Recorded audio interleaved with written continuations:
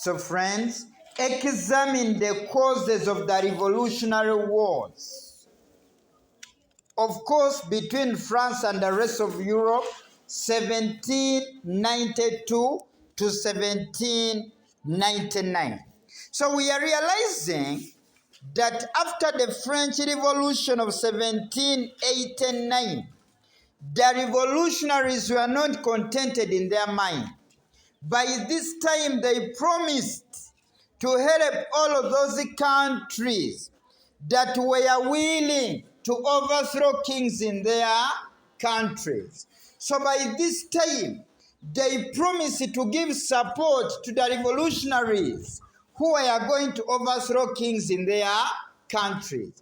This threatened other countries. What they did, they had to declare war against France. They could not accept this. So we are saying the revolutionary wars were the wars between France and other European powers, fought between 1792 and 1799. They started in April 1792 with the declaration of war against Austria by France.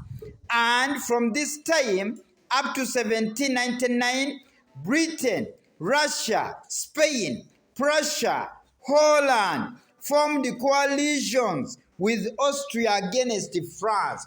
So we are realizing countries joined hands together to fight against France. Now, what caused these revolutionary wars? Number one, the French Revolution of 1789 and the determination of the revolutionaries to spread the doctrines to other countries. We believe by this time, the French Revolution of 1789 led to the revolutionary wars between France and other European powers. Because after this revolution, the revolutionaries in France promised to help other revolutionaries who were rising up against kings in other countries. So it is this that threatened other countries like Austria, Britain. They joined hands together to fight against the French revolutionaries. And of course, this led to the wars. Another one, the execution of King Louis XVI in January 1793.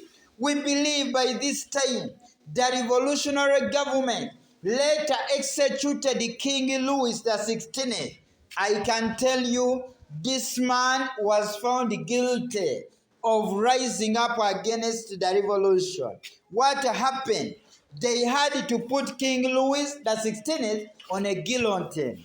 When he was put on a guillotine, even with the wife later Marie Antoinette, they had a baby of 3 months. According to Mahajan, the baby was imprisoned.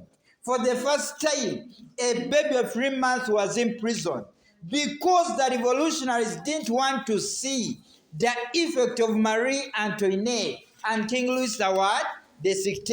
Let me tell you, if these revolutionaries staged this revolution and they succeeded, at least it was okay. But after the revolution, even they executed King Louis XVI, who was a friend to other kings. Other kings were not happy. They launched a war against a country called France. And this led to the revolutionary wars between France and the rest of Europe. Another one, the anti-revolutionary activities of the immigrants against France. Immigrants, these were relatives and friends to the king. They were harbored in Austria because they feared to be killed by the revolutionaries. So they wanted to base in Austria and overthrow the revolutionary government. This annoyed the revolutionary government. It had to declare war against Austria because it was Austria which was harboring those people who were against the new government in France. By this time, I can tell you, since the immigrants wanted to overthrow the revolutionary government, the revolutionary government declared the war against Austria. Austria was supported by Britain, and Britain and Austria had to fight against France. And of course, this led to the revolutionary wars. Another one, we are like saying that in this kind of arrangement, there was the issuing of the Edict of Fraternity by the French National Convention government in 1792.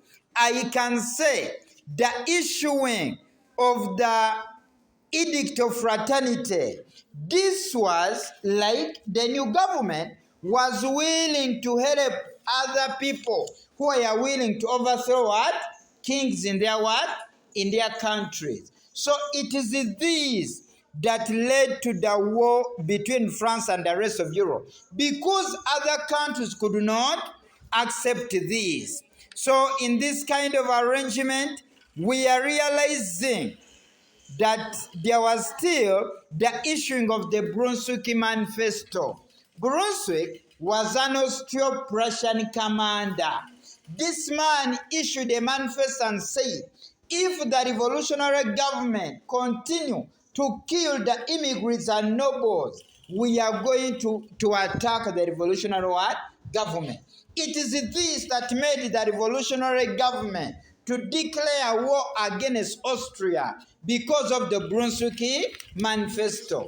A man called Brunswick declared the war against the government in France if it continued to mistreat the nobles and the what?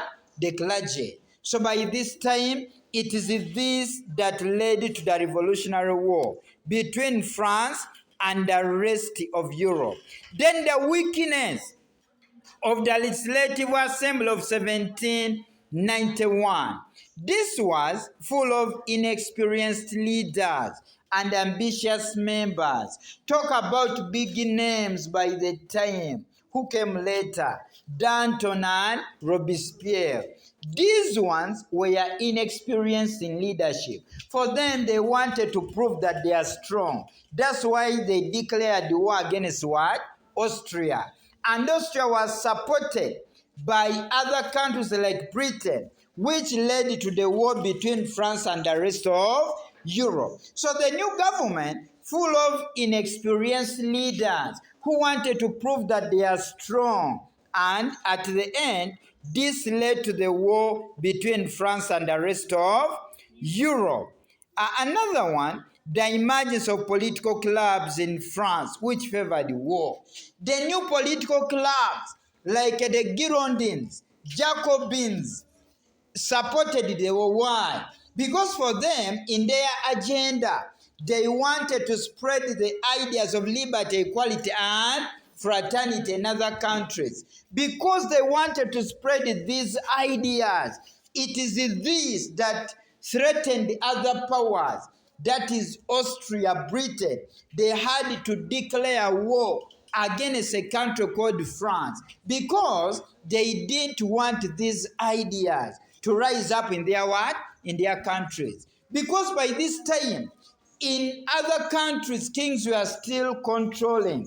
But of course, the revolutionary government promised to spread the same ideas in other countries. Then the declaration of the civil constitution of the clergy. I can say, in the civil constitution of the clergy, the privileges of the nobles and the clergy were reduced. In the new constitution, mind you, many people in Europe were Catholics. So other European powers were not happy when the new government decreased on the privileges of the Catholic Church in the civil constitution of the clergy. That's why they had to declare war against the new revolutionary government.